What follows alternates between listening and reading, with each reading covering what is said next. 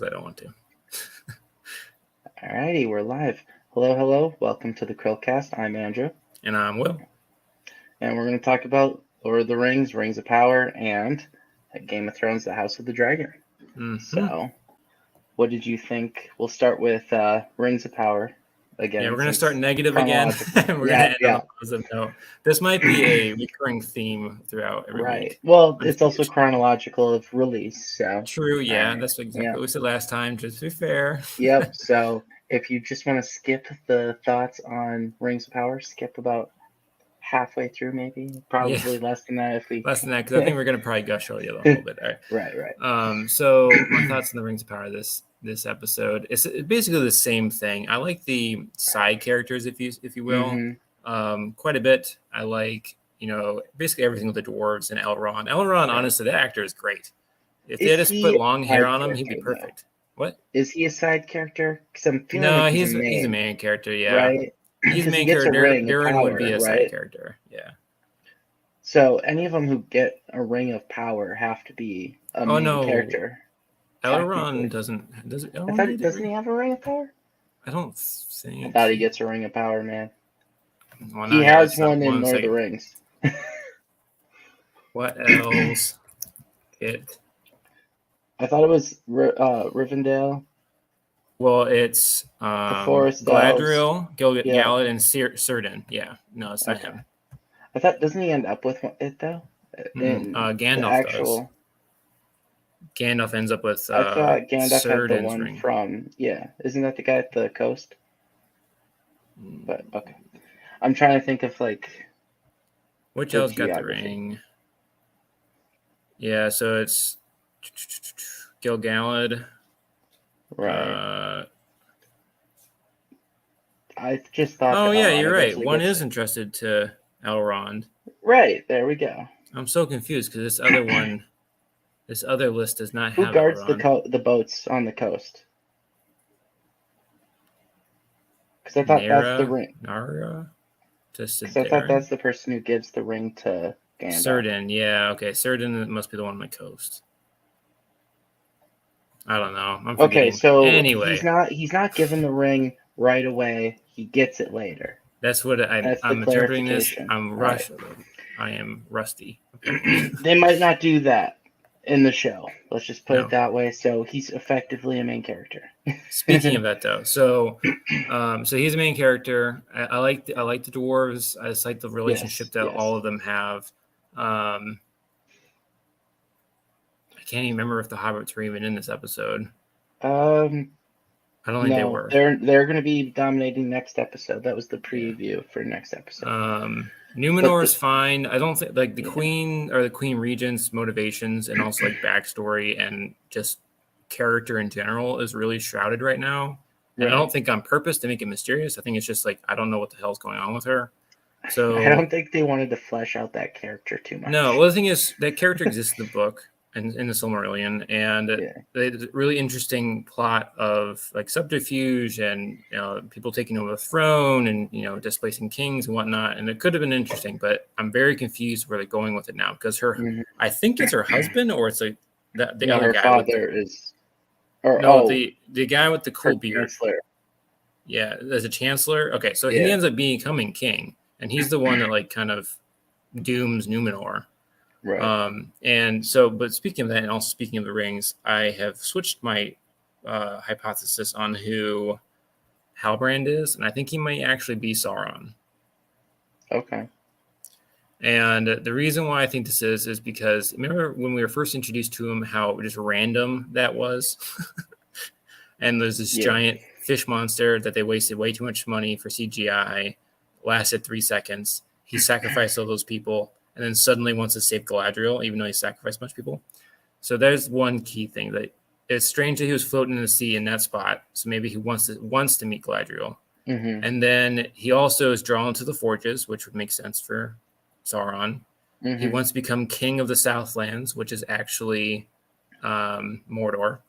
Yeah. And also he's in Numenor now, and he's persuading people left and right to do things that he wants. He almost swindled his way into the Forges Guild or whatever. He got himself out of jail, which didn't make any sense to me. That whole scene, I was so confused with what was happening.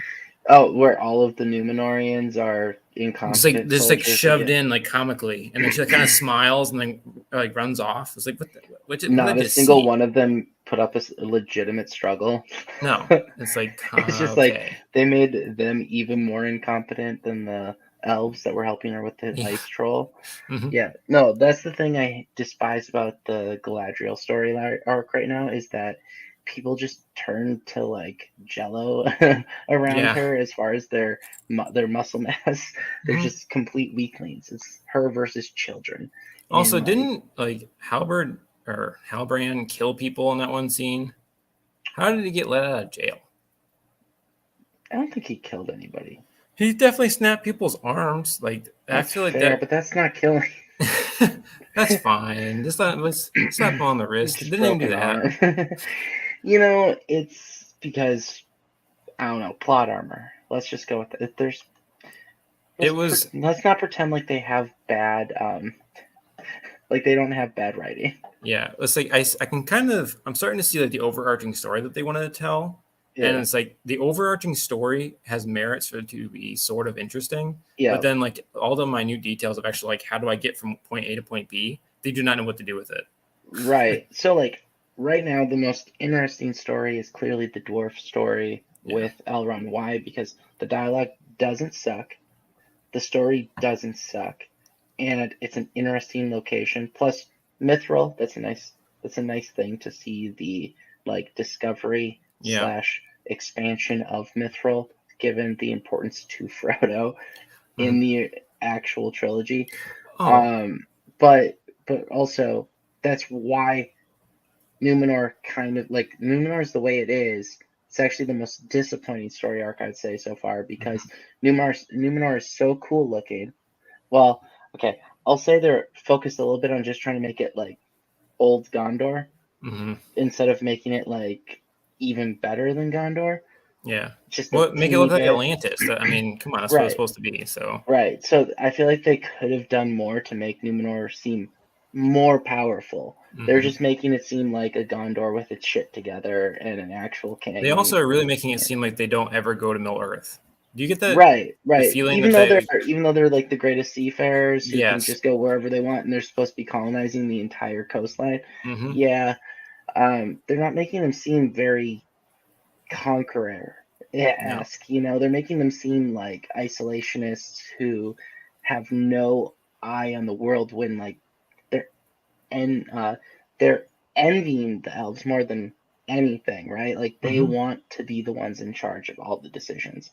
So their hatred comes from envy, not like, oh, we gotta protect those Numenorian jobs. Yeah, no, I saw a meme for that. I was like, oh my gosh, that is the vibe that they're channeling with this. So dumb. Gotta build that wall, keep out the Southerners from and the elves from crossing our border. No, it's the biggest joke on the planet. They think they're better than the elves. That's where they hate the elves because of that, not anything else. Yep. And then, but like, yeah, Numenor, it's like a place with so much potential. It's the most frustrating story arc because it makes you want to watch, right? Because it's such an interesting place. You think it would be cool, really good, right? But Galadriel and the queen, just takes it down. The king's daughter. So I guess she's technically a princess. She's Queen Regent. I guess that's the title they've given her. Queen Regent. They're the same character. They're the same exact character as far as how their dialogues go, how their mannerisms, characteristics, everything. Like they were told to act exactly the same by the directors, and it's awful.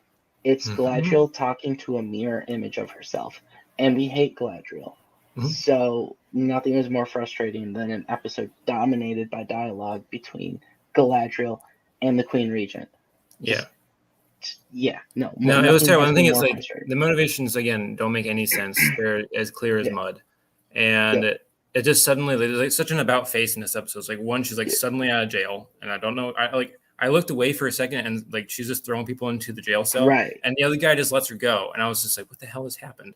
And then she's talking to the Queen Regent. There's no guards, which is the strangest thing ever. And then all of a sudden they're buddies. And then now she's sailing to Middle Earth with them, with like an army maybe. And they actually have to ask for volunteers, which makes no sense because she's the freaking queen. So she'd be like, you're going with me. The group that is colonizing the entire coastline of Middle Earth needs to ask for people to go to it'd be like, Middle Earth. Just going to go, we're going to drop you off in our colony on the coast. Let's not forget that they built massive fortresses on that same coastline. Yes. Massive, formidable fortresses that you're going, like, they would struggle to conquer themselves if they had to go and invade be the invading force against, like, rebellion. Don't think about it, man. No, I know. But, yeah, it's just frustrating. It's the most frustrating, but also the most disappointing. It's just disappointing, actually. I think it's the best descriptor. Because, like, everyone else is good. Yeah. Everyone else in that story arc is good. You just have the most domineering characters in it, who are the decision makers, by the way. Like, Galadriel and the Queen Regent are the full driver of everything, right? We're seeing the side characteristics of Isildur and his father, and the sister. Those are all good characters. They all have character. I also hate how Halbrand is explaining to an elf who's 2,000 years old by this point how to talk to people. Well, to be fair, Galadriel's autistic, so. Okay. And then just saying, like, I forgot where I was going with that. Was I correct in thinking that Halbrand is getting left behind in Numenor? I don't know. Because at the very end, like, you see him, he's like walking. He's there, but he's not. It doesn't make sense. Well, he's like suddenly out of jail, and he's walking on the causeway, and everyone else is on the ship. So I just like, oh, okay, they're just gonna conquer his country and like leave him behind. They're just setting him up to be Sauron and destroy Numenor. Basically, that would be it. If he's left behind, that's what they're doing. It's all a ploy. But that wouldn't make sense because the whole thing is they're supposed to capture him. I will say they remembered how to write an elf for a brief moment. So whoever's writing Elrond knows how to write an elf. There's that whole scene where he's like seeing in a distance and seeing what they're talking about and hearing it. It's like, there you go. That's an elf. Like, finally, we have one.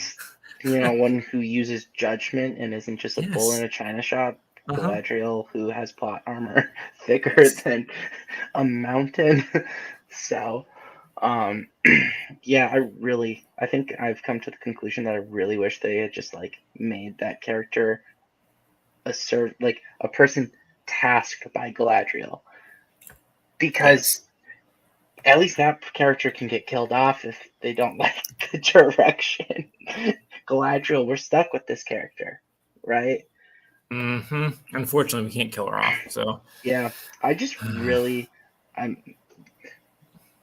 I know last episode of this, I said as long as they focus on the dwarves, I was going to give it a 7. They didn't focus on the dwarves. No. It was less than 50% the dwarves. So I can't give it that 7. I wanted to give it so badly just because I wanted to reward the dwarf story arc. Honestly, at this point, I'm really hoping that Amazon just like says, nah, we were just kidding. This first season, that was a joke. We're going to completely write a new story starting with season 2. This was just the primer. Yeah, well, season 2, they just have Galadriel get recalled back to like the Elven city. Yeah. And then focus on everybody else. They're just like the elves. We're going to be isolationists now. We're going to pull a Numenor, and we're just going to build our own wall for just 100 years, and then we'll come back. Yeah, I like it. Yeah, so... All right, so what do you rate this episode? Can I rate the 2 story arcs that we actually got to watch separately? Okay. Yeah. The dwarves with Elrond, I'll give a 9. Yeah, that's mainly because the other one is a solid 0.5. That's... yeah. Because I really hate Galadriel and mirror Galadriel because they're the same character. Her talking to herself does not make it any better when they're being frustrating. Doesn't matter if they have power, if they decide that they're going to go conquer parts of Middle Earth. It's clunky dialogue. it's someone who doesn't have any true, like, there's nothing there, right? Mm-hmm. Like, she's clearly a persona. There's no depth to her character. And it's just like, I want you to die. Like, you're not a real person. I know she's an elf, but like, you're not a real, like, sentient creature.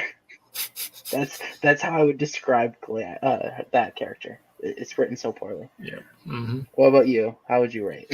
I'd probably give the dwarf story arc an 8 right now. I find it very, very fascinating. I just wish it would focus just on that. Well, I'll amend mine down to an 8 because I still want them to explain why the dwarves are all different. Okay, fair. That's fair. I see. That's how bad. Oh, did you notice? story I arcs believe she are. has a bit of a beard, so I actually I'll give him extra points for that because. Oh, that's been there the whole time. Oh, I didn't notice It's it just until they this don't episode. make it noticeable at all. It's really so you should almost take away points because I appreciate it's they supposed have to be some noticeable. though. Yeah, but it's like they did it in a way where it's kind of stupid. I mean, that's the I think the she should entire have had the show. most glorious mutton chops. I know it would Like have the been like, Civil War generals. That's what I'm going for, right? Like that. and they could have had jokes about whose beard was nicer, like her or Yeah. Durin's, and that'd have been a great scene. Right. Anyway, Like mine's tamed and yes. okay.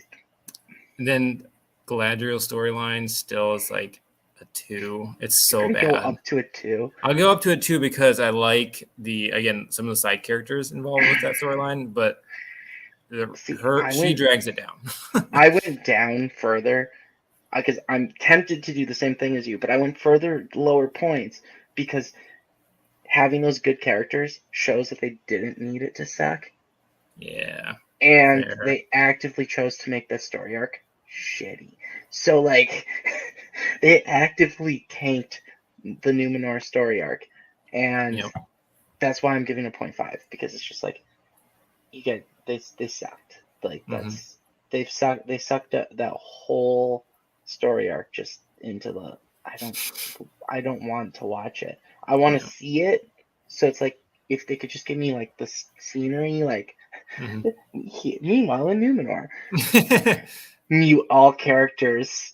Yeah, just a quick summary. Galadriel did something, and now they're moving here, and be like, okay, let's get back to the dwarves, right? And you just get to see some pretty screenshots of the scenery of the city, see the vision, and like, oh, okay, Atlantis moment might be in the future, but like, dang, that's a cool view of the city. They really built this up. I see how they could build, Minas Tirith and everything. Okay, we're good. I like. Also, I hate the fact that they showed the flood. Oh yeah. Well, it's like because the same idea is in the House of the Dragon, where you have this prophecy and it's the end of the world, so it's essentially the same idea. But instead of showing you all like White Walkers coming out of the snow, they just tell you about it, and like you're building the anticipation up in your mind, so it's much scarier. Right. Whereas this is like, oh, it's a big flood. Okay, great. In fairness, though, we already know what the White Walkers are. We did in actual Game of Thrones. We do get like a teaser of White Walkers. I guess we don't get it. Like the whole, you don't get the whole thing. Like, you don't get this to is see what's the going to vision. happen. Is my point. So like you get to talk about it, and they exist because it's a slightly different threat. But you don't get to see the vision. You don't get to see like this is what's going to happen. Like, oh, they just broke the wall down and all that shit. Yeah. I mean, a good queen would be like, oh, this entire island's sinking. Let's move. Right. It's like they should kind of tease the concept of like Numenor being destroyed. It's like, how do you destroy an island? Oh, well, I guess it's thinking, how do you destroy the people on said island? Yeah. Yep. Fair enough. All right, right. You want to move into the positive? House of the Dragon? Yes.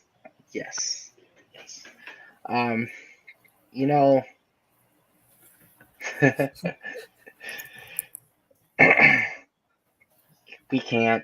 Yeah. So that's not this episode. That's for sure. No, the House of the Dragon. That was good. I don't even. world building is just what they do, and I'm not disappointed. Some people might think it's slow. That could be like the only complaint, maybe, but like there's I don't think it action is. It's good. Yeah, I mean it's plotting, it's moving dynamically People in a watch Downton specific. Abbey. Okay, that Yeah, is it's the good. slowest No, molasses it's not. show. I So, actually like that Downton Abbey. So oh, I yeah, can't do it. Oh my you gosh, can't. like I Okay. feel like I'm dying on the inside. um, but yeah, it goes in a direction. I really like how Damon takes care of his wife. Mm-hmm. Um, he's a very caring husband. Everybody. That's Yeah. that's. Well, okay. Did you see the after thing where they Yeah, talk yeah, about yeah, yeah, the yeah. inspiration from that scene? It's like that's what the Rings of Right. Power needed is people Yes. who are like passionate about the source material actually read the material and then thought about it. It's like, all right, what would be an Right. actually like, it's not explained, but what would make sense for these characters? And they actually got into the mindset. But like, yeah, that's exactly what you're saying. Like, they look at events, they can think like this is what the character is. Like, Yeah. this is him. Like, he clearly did it. Like, they can like put two and two together, Mm-hmm. get four. They're not like doing Amazon math over there where they're like, here's a one, here's a -2. That's a five right there. We just hit the jackpot. No, they actually care about the source material enough to like understand who they're writing about, which is fantastic. What did you think of the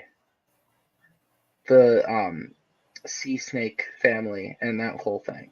Because that was like a large portion of the story. So I thought it was really nice to see like more of their family dynamics. Their like not like hopes and dreams, but their ambitions and also what they're Mm-hmm. worried about, and Right. also the resentment that they still feel over that princess being rejected, Right. and just being worried because they already know what's going to happen. It's very clear what's going to happen now because there's a whole scene where, oh, it's Hightower. What the heck is her name? The queen right now. Yeah. Queen something something. How she walks in with the green dress. So she's going to be Right. part of the green dragon. So the greens, and there's going to be the blacks, Yeah. and that's going to be the rebellion.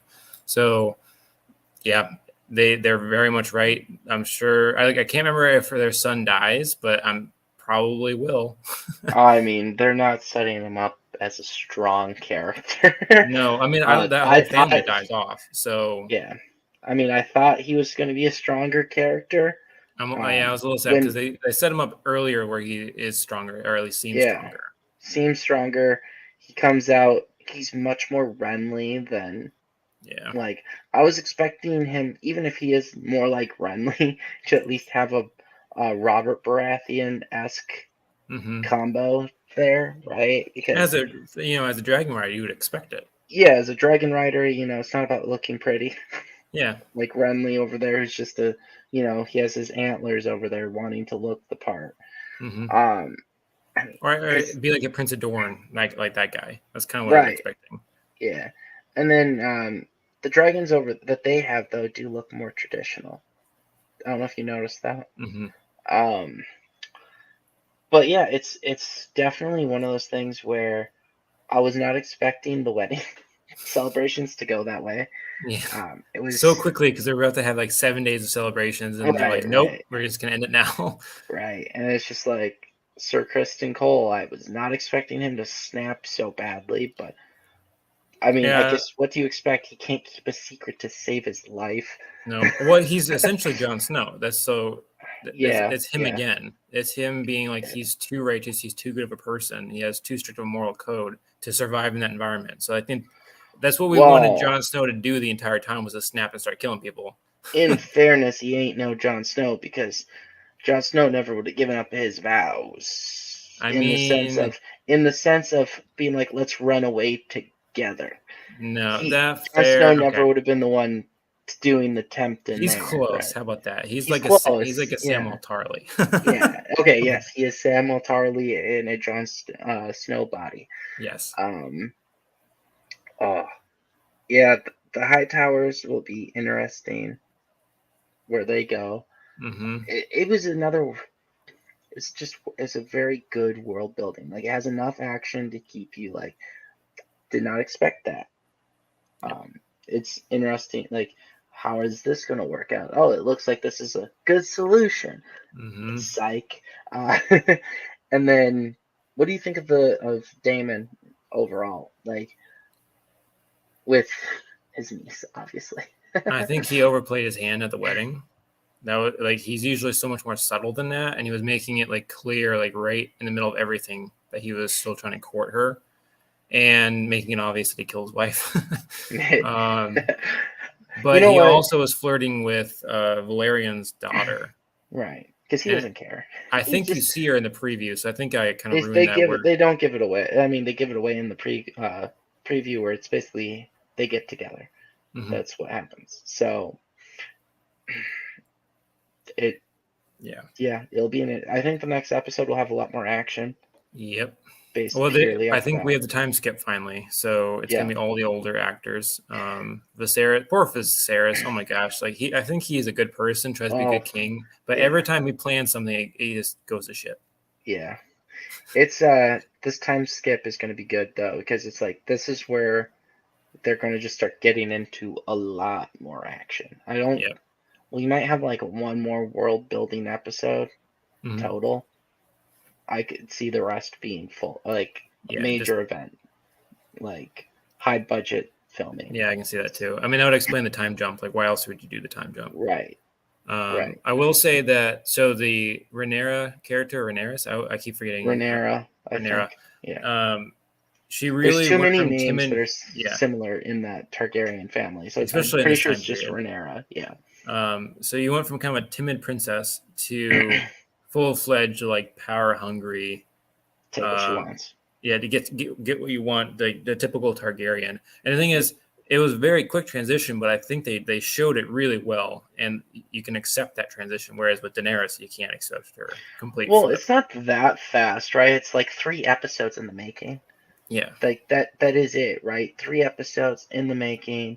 There's the one where obviously just the concept of getting married goes to shit, right? There's the one where her uncle comes in and starts basically courting her. He, I guess, lack of a better word, chickens out of what his original plan was, right? Because if he just went through with it, but she was way too into it for him, right? Like, that's what like he's just like, oh, I'm not that shitty.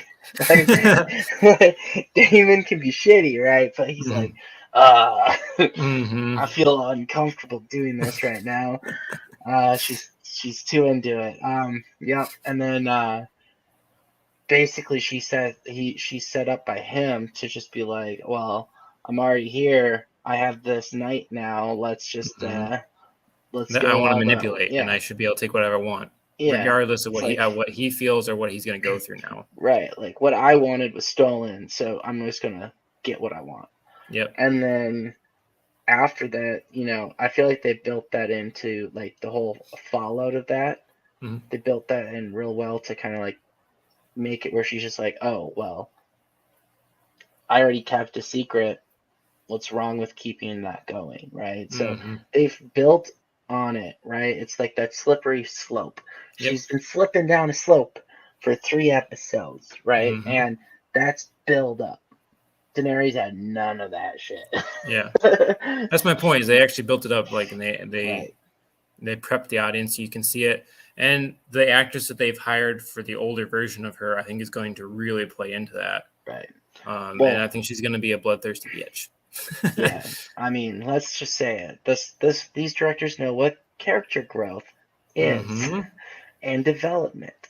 Like, how do you be more than a one-dimensional character? Well, this is how.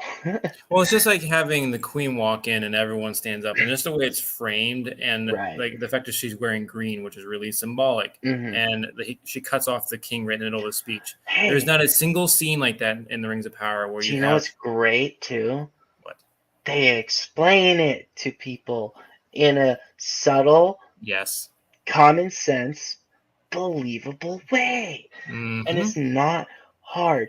It's the thing we've demanded every one of these times that we film this, right? Every time we record this, we are like, Rings of Power.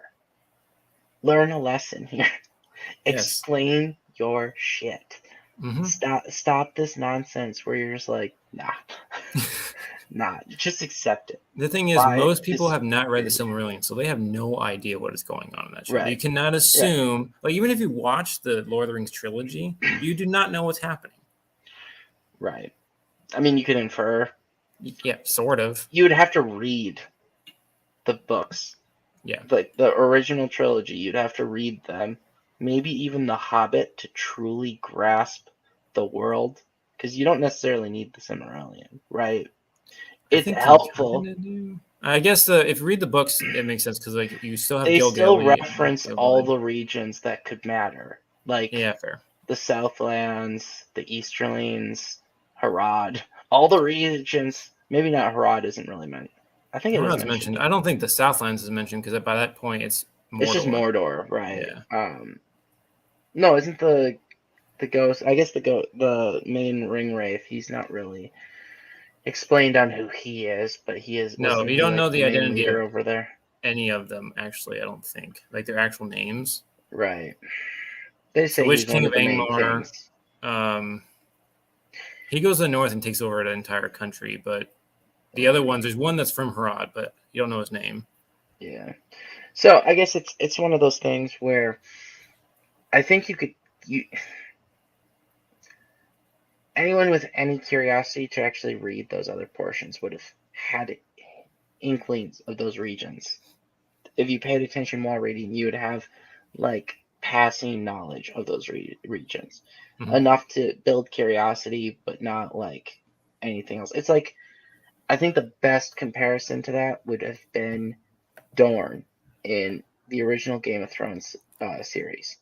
You hear about Dorne, they talk about it plenty of the time, how they're different, right? And then you're finally introduced to them, and it's dynamic. So, I don't know. Well, I guess that got a lot of hate too, right? Didn't it? The Dorne storyline got hate. Like the characters didn't. It's just the fact that they totally ruined it. They ruined the Sand Snakes. Yes. So yes, they did. There was a lot of hate for how they did it. I keep meaning to bring this up like every time. Hold on, see if I can do it. All right, so I think this is a great example of just how different they're shooting this and why it feels off. Because look at Galadriel in the Peter Jackson trilogy, and that's really how you feel that she is in the books. Like she's glowy, ethereal, and now she just looks like a person. She feels like she has wisdom, like she has great power in the trilogy. And also slightly scary, because that's kind of the idea. Spooky. Yeah. Well, she goes into people's minds and she can read their desires and stuff, and that's kind of terrifying. She's never come off as if she was a warrior. No. But she doesn't really need to be, because she does like magic and stuff, but whatever. Right. Her strong suit is more scholarly in nature, more elven knowledge based. But now she's just God level Superman. I don't know. It just doesn't seem. She doesn't seem like an elf. Is really all it is. Does she even seem human? Because she doesn't seem anything. No, she seems really out of place. So, all right, back to the House of the Dragon, though. That's literally the thing, right? That's literally the difference. Every character fits. Every character has depth.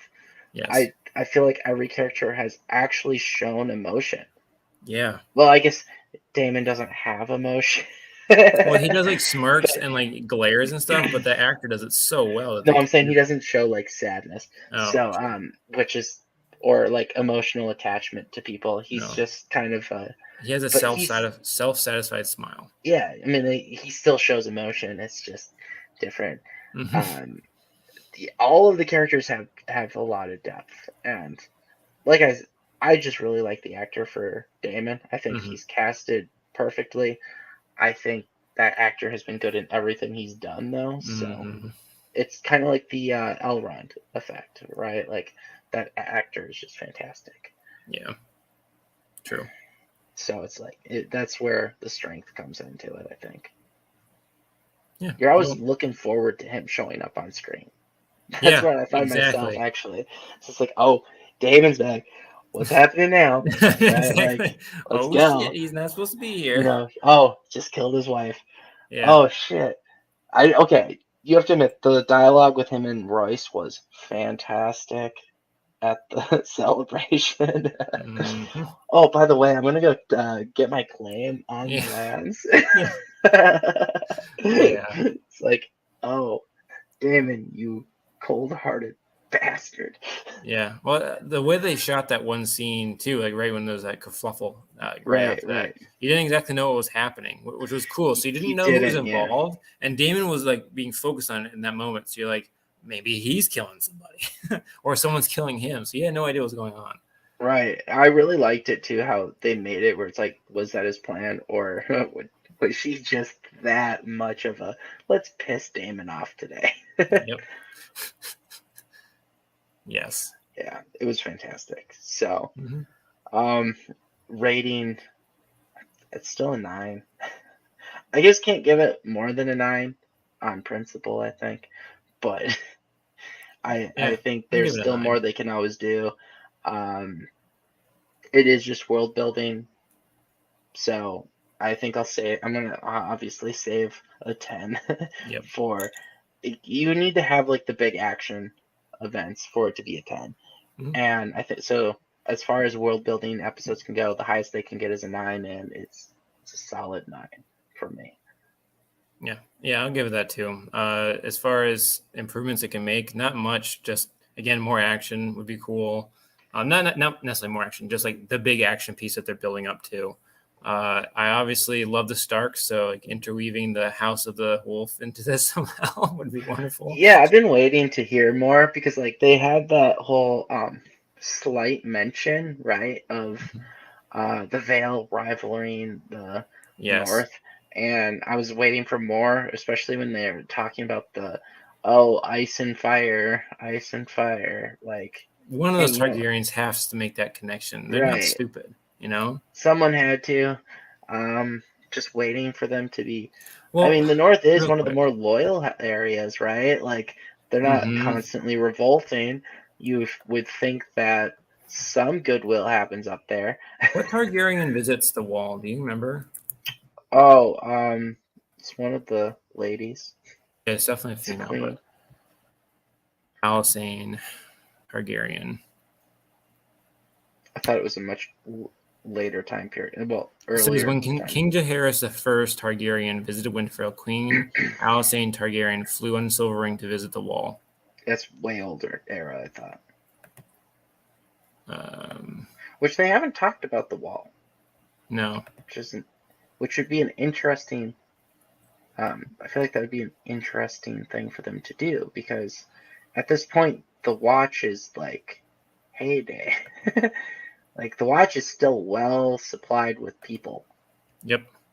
right? Like the Targaryens are taking that shit seriously, probably because of the prophecy, and it'd be just Yep. interesting to see that difference because Hmm. in the actual Game of Thrones, A Song of Fire and Ice, you have those few holdovers, right? Who are like the young guys when people who went there when people still cared about joining the watch as like an Yep. honor. So you still had some of those knights and stuff. Hmm. And they're just pissed. Obviously, if you read the books, they're Yeah. just pissed all the time because they're with a bunch of thieves and cutthroats. Yep. So I think that'd be an interesting, I guess, culture shock surprise to people who never read the books. Yep. Yeah, just have it be an awesome organization. Yep. Yeah, I'm excited for more episodes. I'm honestly like again, yeah. I'm still pulling from into the House of the Wolves. Is this supposed to be a mini series, or did they have more seasons planned for the show? Honestly, that's actually something I didn't think about. I haven't looked into it.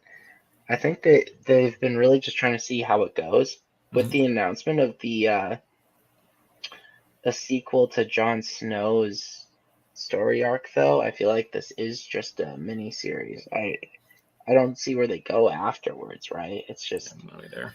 if they start doing this where they do one season focused on specific things, I'll be extremely happy. I think that's better. Mm-hmm. It's hard for them to get tired of the story. It's hard for them to truly space out and screw it up.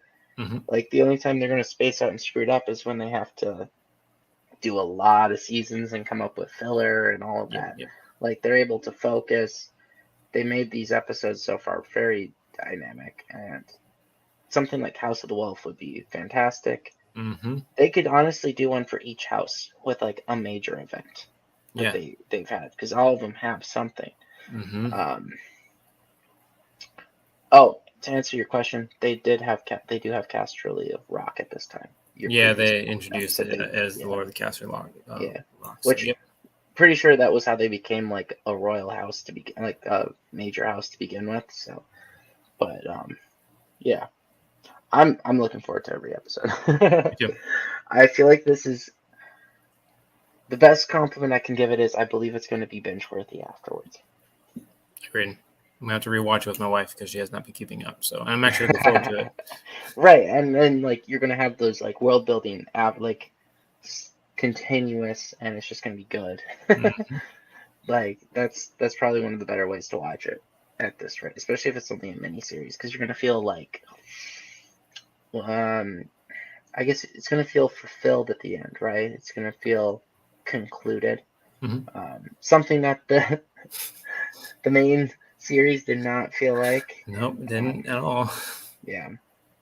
So I don't have anything else. Yeah, no, I think that's it for me too. You want to sign it off? Yeah, let's sign it off. Thank you everybody for joining us for this most recent episode of Rings of Power and House of the Dragon reviews, and you'll see us next week. I'm Andrew. And I'm Will. See you guys. See ya.